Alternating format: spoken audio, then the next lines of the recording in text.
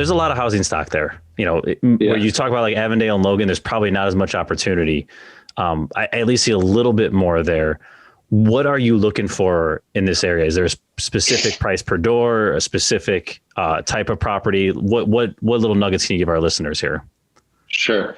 Well, I think like this advice applies to every neighborhood. Here's kind of my philosophy on buying buildings is just for a second, pull yourself away from the numbers, pull yourself away from the spreadsheet, and try to think about this on an overarching 5 to 10 year plan.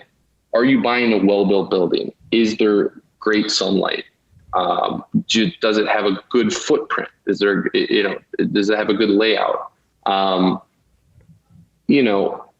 I like corner buildings because corner buildings have a substantial amount of sunlight. No one ever talks about that, and it's not built into the value at all. I think I would always encourage people to gravitate towards brick buildings because we live in a city that is filled with them. And, I think it's tempting to buy something that is a balloon frame building from 100 years ago, but it's just not the same quality of build.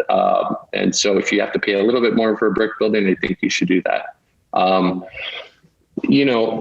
3-flat, for example, it was gut rehab 20 years ago. And because I do gut rehabs to my properties, I know how much that costs. So, in today's dollars, it costs no less than $100,000 a door if you do everything: plumbing, electric, new water service, and unit washer, dryer, HVAC. So when I went to see this property, it wasn't marketed as if it had PVC waste lines and copper plumbing and new water service. And I went to the showing and I was so excited because it was all there and no one knew that. And so if you can find a property that I'll put it one or two ways. These are my two recent revelations is if you find a property that was gut rehab 20 years ago ish, when construction costs were significantly less and it was built correctly, the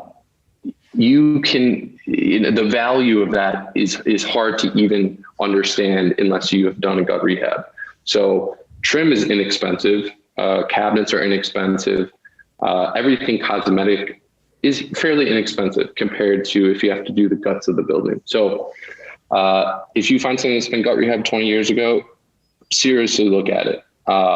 Number two, recently I've been gravitating towards the charm of something that hasn't been touched. So original trim, unpainted, original hardware. I think there is a trend that maybe I'm just feeling, but I think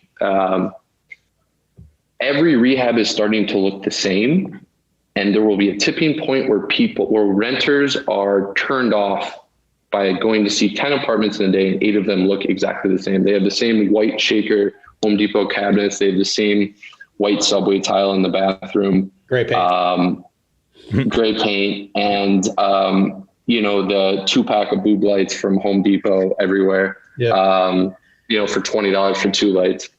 It's silly. So, I think like if you are willing to know that the guts of the building are old, but you find a gem of a building, let's say it's been owned for 50 years by like an old grandma, and it's time for her to move to Florida, and she sells this beautiful building, and it's got all this, this woodwork that just never will be created again, and you like the area, you should go for that.